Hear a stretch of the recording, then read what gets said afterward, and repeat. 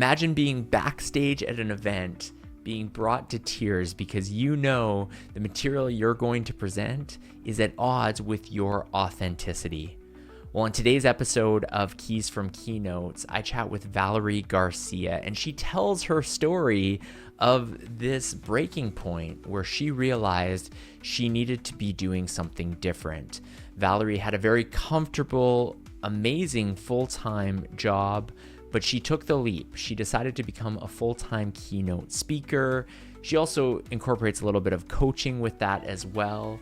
But she talks about what it took to make that leap, that transition, because it's not an easy thing to do, and how she has built her business as a keynote speaker.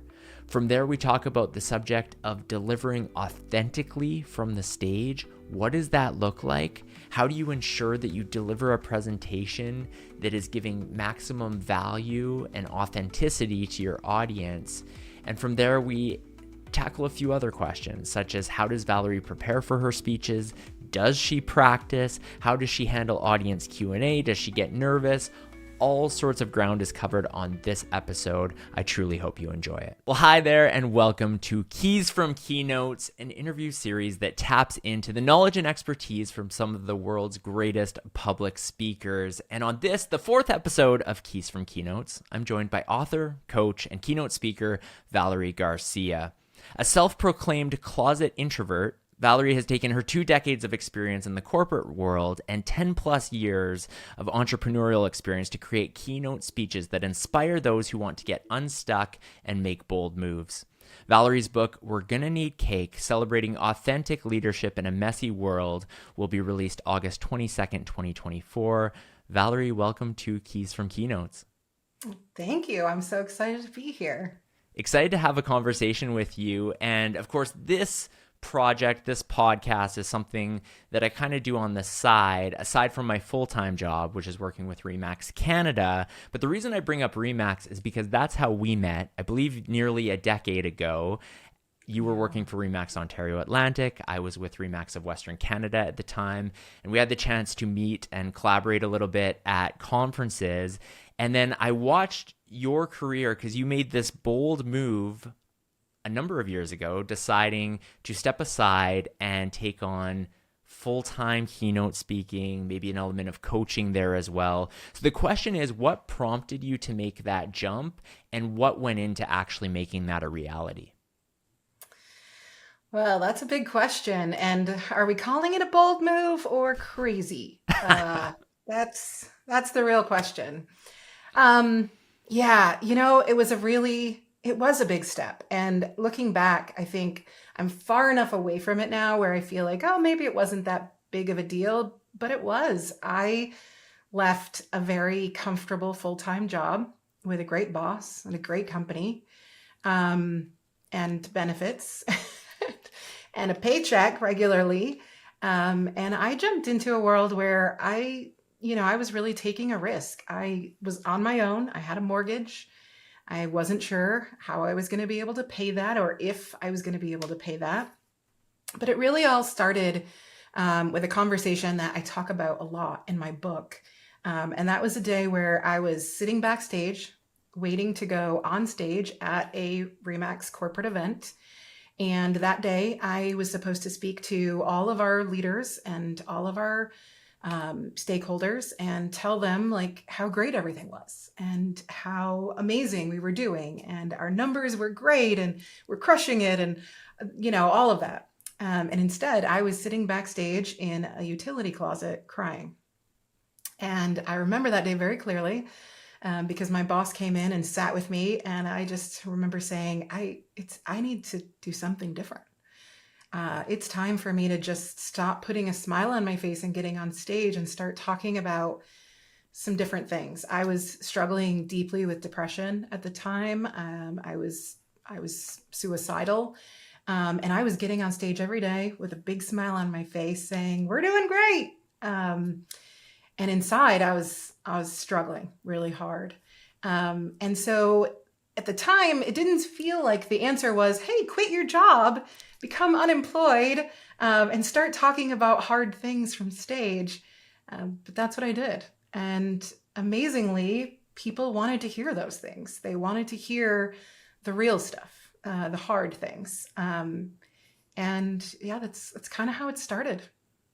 Well, I think bold move is the right term to use outside of crazy, because you were connecting to your why and your purpose and something deeper there. But then I would imagine to go and actually do that is a huge step. What was involved to ensure that that was successful, to ensure that it wasn't a thing where you tried to do this for a year and realized, okay, financially, I'm not able to continue. I need to go back into that security of a 9-to-5 job. What steps were required to be a full-time speaker? Well, I won't lie. I will say that for the first 2 years, I woke up every single day thinking maybe I should get a real job. Literally every single day for 2 years, it was a constant struggle against fear. And a lot of the fear was in my own head. I'm not good enough. People don't care. They don't want to hear what I have to say. Am I going to make a difference? And that took practice, honestly, to overcome. For 20 years before that, I had taught salespeople how to sell. And I really had to take all of the things that I had been teaching for 20 years and apply it to myself. I had to get up every day and tell myself that fear that's running around in your brain is a liar. You have to call people. You have to prospect. You have to work your database. You have to show up. You have to add value. And, every single day for the first couple of years was a fight against those little lies in my head that just kind of show up whenever things get scary. And then, of course, COVID happened. And that was the year I lost every single speaking gig that I had scheduled for the entire year in one fell swoop. One week, it was all gone. And that was the year that I was scheduled to be, I had enough under contract to hit my highest number ever. And so again, had to pivot, had to start thinking, what do I do differently? And all I kept telling myself in that time is, how do I help as many people as cheaply as possible right now? How do I, so I was on Zoom 7 hours a day and I was making calls and I was, I was looking for ways to pivot. And looking back now, those years were hard, but I'm so thankful for what they taught me, because I wake up now and every once in a great while, I have that little voice in my head and I know exactly what to do. I'm just like, shut the hell up and get to work. There's a couple things I want to unpack there. So the first, I want to come back to the digital side and the Zoom conversations. But before that, was there increased pressure? Like, I can only imagine once you go it on your own and now you are your own brand and you are the speaker and somebody hires you. How did that pressure compare to when you were taking the stage from a corporate role, when you knew the worst that could go here is if I don't do my best, I know I'll probably be on stage next month for our next event and they're going to still have faith in me. Like, what sort of increased pressure did you feel? I don't know that I ever felt that way. I think I've always approached every talk that I've given the same way, which is, I want to speak the words that I'm meant to speak to the people that are in the audience today, and I want to do the very best I can for them. So whether I've been speaking for a brand or myself, it's in that moment, it's always, there is someone in this audience today that is here just for what I'm going to say. And I want to make sure that they get those words. And so I think about that before I take the stage at every single event. I just always think somebody's here for those words, and I'm going to make sure I do the best I can. So, I'm not one of those people, I know you're going to get to this, but I'm not one of those people that get super nervous. I get excited. I get excited to bring exactly what I'm supposed to bring to the table every time. And so when it comes to the transition you made during COVID with more digital presentations, how do those compare? Like, how does a speaker, or are there differences? Do you approach a digital presentation the same as being in front of a crowd physically on stage? What's the differences there? Yeah, there's a huge difference. And it's honestly, it's a lot more work digitally. It's harder to connect with the audience. You don't hear them laughing. You don't get to see necessarily their facial expressions. If they're on camera, that's great. If they're off camera, you don't really know if they're otherwise distracted. So a couple of things that, I made sure I'm always standing when I'm doing something virtually, because then I'm going to be using my hands. I'm going to be using my body language. I'm going to move around. I'm going to be less static than when I'm just sitting in a chair.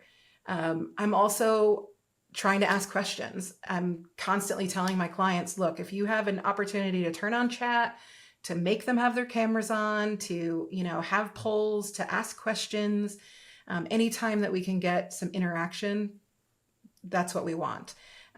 Because digital is harder. And let me tell you, 7 hours of Zoom a day during 2020 was exhausting. Exhausting for myself and for the audience, because, we were all sort of sitting in front of Zoom all day. But, I think we all learned a lot from that. I think we learned that there are ways that we can still interact digitally. I think it made us all better speakers and better engagers. In terms of prep, I would make sure that slides that I used had some sort of entertainment value, not just educational, that they were more fun to look at, that they were more colorful. And all of those may seem like small things, but if you're going to sit and stare at the screen for 60 minutes, it needs to be something interesting. So, I'm putting pictures of llamas on there and, gorillas and things that make people smile, because we needed it. We needed to be able to smile in order to get through it. So your book is all about celebrating authenticity. And going back to that example that you started this interview with, of you had to give this presentation, which wasn't your authentic self. You had to rave about the numbers, everything was great, and there was an internal conflict that you were having. The reality for some people probably is that when they're delivering presentations or speeches, there may not be that situation where they can always speak. It might be something that a certain message that they have to give, even if that's hard. So how can somebody ensure that they're staying authentic no matter what type of speech it is that they're delivering when they take the stage? It's a great question. I think a lot of it just comes down to, you mentioned your why in the beginning, and I think that's it's gotten to be kind of an overused or maybe even cheesy way to look at it, but it really comes down to your personal values. What do you most believe, and what do you want people to take away from it? And I've worked with people who are giving presentations where they're reading off really boring charts and graphs to a board of directors, and they're not going to get up there and put llamas on the screen, right? They're not in a position where it's about, making people laugh. It's about getting them to believe the numbers. But I think that at the end of the day, no matter what you're presenting, you can still do it with authenticity, in terms of, I'm going to be true to myself. I'm going to be true to the person that I am. I'm going to stand here and be in my body and in my own tone of voice. You and I have both seen very famous people get on stage and give speeches where you think, my God, they just read that whole thing from a teleprompter. I didn't get to know them at all. It was just a bunch of pre-recorded words, essentially. I think we can all bring our own sense of service or emotion or care factor to anything that we're presenting. And I think if we're good at it, we will. I've seen a lot of people where I think, gosh, I could have just listened to, anybody speak for an hour. I don't even know who you are. So however, or, wherever we are presenting, we have to show up as ourselves. That's how people are going to believe us, right? That's how they're going to believe that we mean what we're saying. Your book releases a little bit later this month, probably right around the time that this episode is going to be released. I'm curious, how does writing a book compare with writing a speech? Oh, well, I think I'd rather write a speech any day of the week. Writing a speech is like finding a really good story and then finding a way to drive it home. A book is like finding 12 really great stories and then tying them all together. I will say that by the time I was halfway through the book, I was saying to my editor, like, why did I do this? I'm really proud of it, and I'm glad I pushed through and finished it. But, it's a lot more work. It's a lot more like, how does this all tie together, and what is the single thread? And I think it's made me a better speech writer. I think it's made me a better speaker because I need to be more concise. My editor would come back and go, Val, you need to cut half this chapter out. Or, you said way too much about this. And I just found that sometimes we just have to get to the point as opposed to just fluffing it up with a whole bunch of extra words. And I have found that, as I give a talk now, I can get to that point a little quicker, a little easier, a little more comfortably, having, had to chop a whole bunch out of a book. You mentioned stories there, and on your website, it says you believe stories can and should change the world. Why is storytelling essential when it comes to giving a great speech? I think storytelling is essential to everything. I think storytelling is essential to great leadership. I think it's essential to giving a great speech. I think, I have this saying, never tell a story without a point and never make a point without a story. I think the only way we can ever capture people's hearts is through story. And I think a lot of us, we tend to try and capture people's minds through numbers and charts and graphs and stats. But we can't ever change the way people act if we don't start with how they feel. We're never going to change people's behaviors through their heads and their minds. We are only ever going to change them through their emotions and their feelings. And so great speakers know that. They make people feel things. They make people cry and laugh and question and turn to the person next to them and go, holy crap, did you know that? Or say, me too. I thought I was the only one. Great speakers have a story before they have a point. And I think the same is true for leaders. I love that. What goes into your process for building a speech from the point of, okay, you have a gig, let's say it's coming up 2 months from now, you're going to deliver an hour speech. What goes into building that speech? And then what does your practice routine look like leading up to that, if you have a practice routine? So I typically start with a big idea. So whether that is a joke or a title or an image or a place I want to end up at the end, that's sort of the dismount. I always have that one thing that I want to sort of start with. And typically those just kind of come to me. Like I'll hear something about some random fact about elephants. And immediately my brain will be like, well, how do I make a story out of that to teach a lesson? And so I'll kind of work backwards from the big thing, whatever that is, the one thing that I want to leave in your heart and your mind.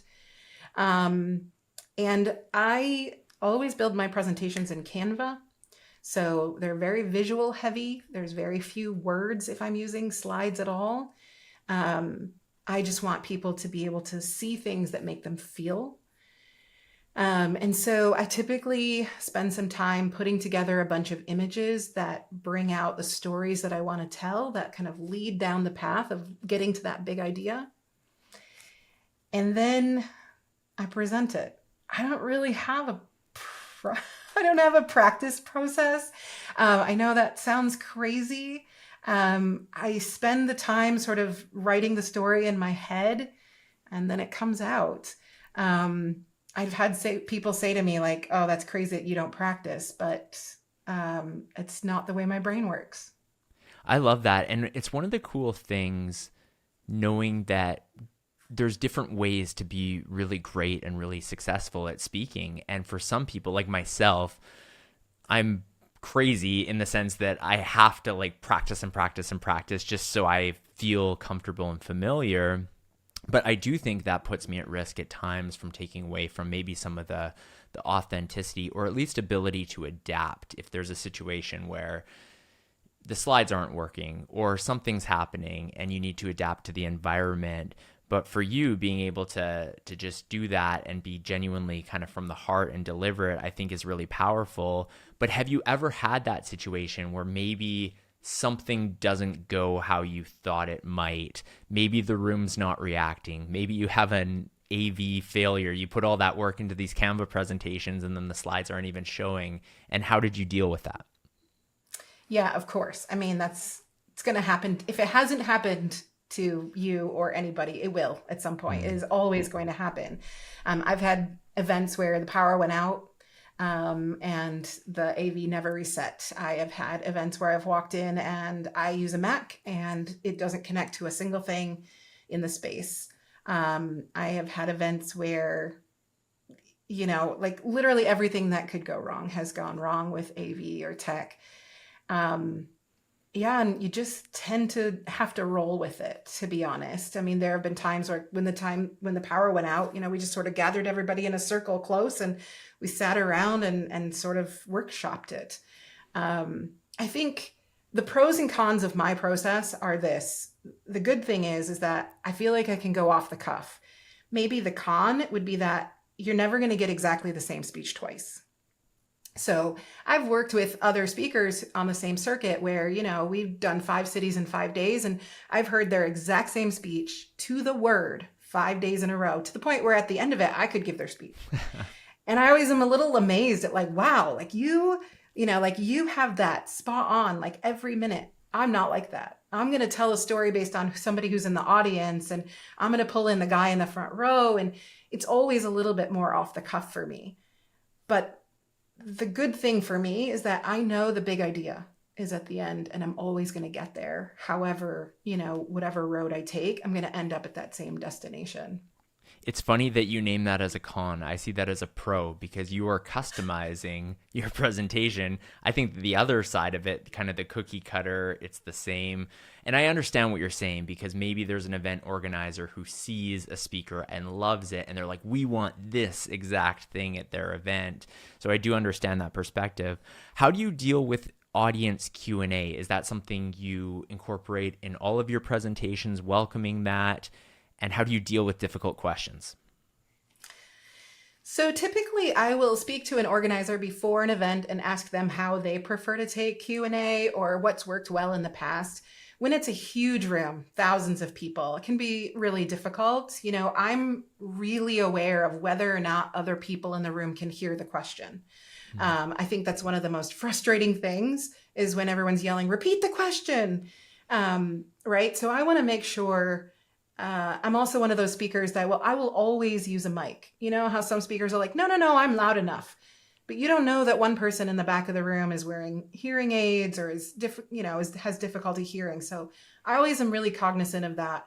So if it's a huge room, it might be something where I use an interactive tech tool and allow them to, text the questions so they can be put up on a screen. I'll utilize that if possible. If it's a smaller space and it's possible, I will walk into the audience with a microphone and I will have the conversations if I can. So I want to make it feel like we're talking, not just you're shouting at me and I'm shouting back at you. And difficult questions are always going to happen. You're always going to get somebody that asks a question you don't know the answer to, or you don't want to give the answer to because you know where it's going to lead. And one of the very best things that I learned really early on in my career was to say, that's a great question.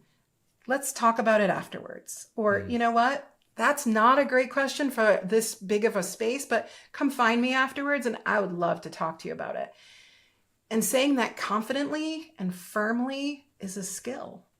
It's also a skill to say, it's a great question. I don't know the answer to it, but I can find out. So come find me afterwards and give me your information and let me find out for you. The more comfortable we are with saying, I don't know, or not right now, the better we are going to be as speakers and the more our audience will appreciate it. Because no one in the audience wants to hear you sit there and argue with somebody over something. You had said that you don't get so much nervous as you do excited.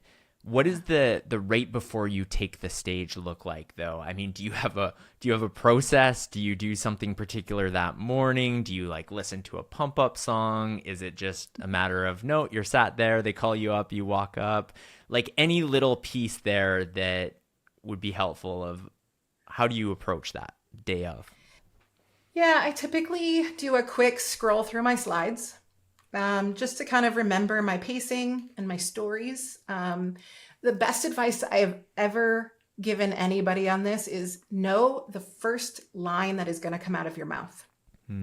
If you know the very first sentence that is going to come out of your mouth, everything gets easier from there. And so if you go up there and you're still trying to process, like, what's the first thing I'm going to say? That's why you get nervous. And so I tend to think of a joke or an opening line. I typically tend to like to go right into a story. I don't like those speakers that walk up and spend the first 10 minutes introducing themselves. You just heard my bio. It's all good. Move on. I like to go straight into a story, get people's attention, get them immediately paying attention instead of looking at their phone. But that first line is really important. If you've got that first line, you're good. So typically before a talk, I will look through my slides. I'll make sure I know exactly what is the first thing that I'm going to say. And then I will close my slides and I will say to myself, I just want to deliver this in a way that someone in this audience takes this away. I want the right words for that one person. And then I go onto stage and I picture that one person is getting exactly what they need. I don't try and make everybody in the entire audience laugh. I'm never going to win over 100%. There's always going to be one or two people in that room that go, ugh, and that's okay. They weren't my audience today. So I focus on the people that I can serve, and I do the very best I can. That's a very mature approach that you've taken. When I started speaking, my why before I took the stage was probably the wrong motivation. One of the biggest reasons I loved speaking was words that I'd get afterward if it went really well, and people would high five me and say, Wade, you crushed it. And I craved that, but I realized that wasn't sustainable. And so over time, I had to change my why into what can the audience really get that they will get value from? How can I serve them best? But what about for you? Did you always kind of have that mature attitude about your approach to speaking, or was it something that took time to arrive at? I talk about this in the book as well. I wasn't always like this. I really wanted to I think in the beginning, because a lot of my initial speaking was corporate training, I think my key motivation was to get people to do something, right? A lot of it was use this technology, use this tool, do this thing. And so a lot of my initial speaking was along the lines of trying to motivate or compel people to take action. It wasn't so much about my ego or even about people clapping. It was like, I just wanted to get you to do the thing. And I talk about this event in my book. I had a day where, I felt like I did really well, but I had this one guy in the back of the room who was clearly not on board. He sat in the back with his arms crossed the whole time. He was a heckler.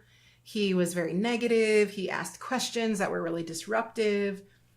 And at the end of that talk, I was frustrated, but I felt like I won him over. I felt like, like I had made some progress.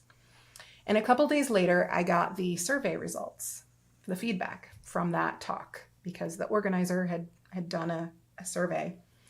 And I remember there being, some positive reactions. There were some, but overall there were comments along the lines of, she turned cartwheels for the one person that was never going to get it at the expense of the rest of us. And that was it was a key moment for me in my speaking career to realize that one person is not my audience. My main goal in talk it cannot be to win over the one negative Nelly in the room, because it will come at the expense of everyone else. I cannot chase the one at the expense of the 99. And yeah, I mean, I think that's what really changed my viewpoint of I want I want that one person that really needs it, but that can't be my sole focus for the entire talk. I cannot be focused on that one person at the expense of everybody else. And so I think that's where my process started of right before I go on stage. I think whoever that one person is, I hope this hits them where they need it to be. And then you know, and then we gather everybody together. Um, so yeah, it was something I had to learn. I love that story, Val. And I'm curious kind of from the business perspective. So, in terms of getting feedback, you had mentioned there on the corporate side that, sometimes event organizers will send out those surveys, get that feedback or information. As an entrepreneur, as somebody who's taken on kind of this full-time keynote speaker role, what is your process to get that feedback, understanding that you're not going to please everybody, you're not going to win the whole room over, but how do you ensure that basically the event organizer realizes, oh, wow, this audience did connect with me, because from the business case, that will give me more opportunities in the future?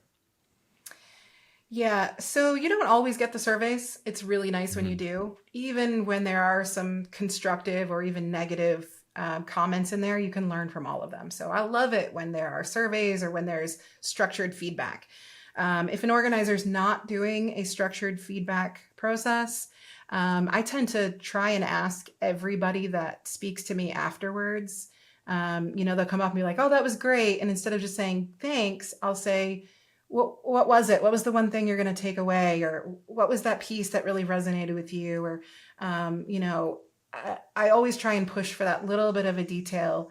I also, if there's time, when we do Q&A, I'll sort of ask everybody in the room, like, anybody want to share one thing that they're going to take action on as a result of this, or that they're going to, so I'll try and, I'll try and start that conversation. And then, I'll have people that will connect with me on social after an event, and I'll ask them as well, like, what are you taking away? What are you doing with this? Like, what has changed in your department as a result of this? So I think a lot of it is the onus is on us to kind of ask those questions, not just, oh, thanks, I'm so glad you loved it, but Yeah, totally. like, what was it? What was the one thing? So much good advice shared throughout this. In a second, I'm going to ask you the same 3 questions that I ask every guest of Keys from Keynote. So we'll get to those in a moment. But before that, given the fact that you've made this jump, you went from full-time job to something that, you're passionate about, being truly authentic, what advice would you give to somebody who is thinking about doing the same thing? Maybe they have a real knack for speaking. It's a skill set that they have. They want to go it on their own. What's something you wish you knew day one that you learned maybe a little bit in? Um, Networking is key. Like, Mm. I had an idea of how important it was, but I had no idea really how important it was. I had spent 20 years creating relationships in, industries, and I'm really thankful for that. I think anyone who's thinking of doing this, you have to be able to have conversations. It's about prospecting. It's about networking. It's about talking to people. Hey, oh, your husband works for this company. Does his company ever put on events? Like, it's literally at that point of asking for the business in the beginning. And, Mm. I'm really thankful that that is something I learned as quickly as I did, because I have a really comfortable database at this point. But it's really hard to just say, I would like to speak, and have people find you, right? Mm. You have to get out there. You have to make the calls. You have to tell people that you're available. You have to talk about what you're passionate about. And I think that's the best advice ever, is just network as much as possible. Love it. Okay, so as I mentioned, the same 3 questions to every guest of Keys from Keynotes. The first question, who is personally your favorite keynote speaker? Ooh. Um, Oof. Okay. Can I have 2? Yeah, absolutely. Okay.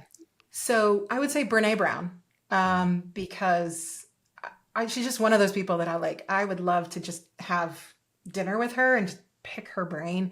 Um, and yeah, I would also say Jeremy Gutshi. Jeremy's a Canadian. He's in Toronto. He runs Trend Hunter.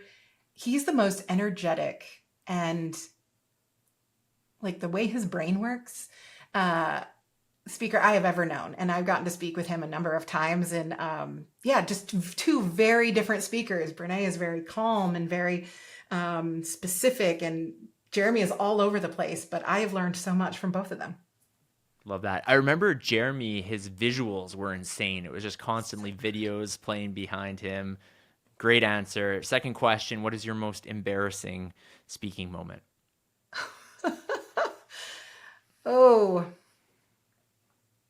my God. I don't even know. I don't know. I mean, I've definitely gone on stage sick,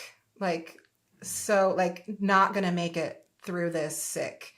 I think those had the potential to be a very embarrassing. Nothing comes to mind in terms of one specifically, but I would say any time that I've left and felt like, Val, you did not prepare. You were not ready for this. Those are always the moments. And that doesn't happen very often anymore, but I definitely had some in the beginning where I was like, girl, no, you need to work harder. And maybe the audience wouldn't tell you that, but for me, those were the ones where when I can feel it, I'm harder on myself than anyone else. Final question. If you could speak at any venue in the world, where would it be? Ooh, any venue. Are we talking like a physical space or an audience? However you want to answer it. Okay, so like my dream client, I will say, is I would love to work for Crayola at one of their events. Yeah, that's sort of like top bucket list. I would love to work at a Crayola event. I just feel like that is like, I think for me it was like as a kid, crayons were like the creativity thing, and I feel like that's the audience that would be just so much fun. I can't wait to follow along on your journey and then see the moment you do speak for Crayola and send you a message and be like, Val, you did it. Play this clip back. Valerie, this has been an awesome conversation. Thank you so much for joining me on this episode of Keys from Keynotes. Oh, thanks for having me.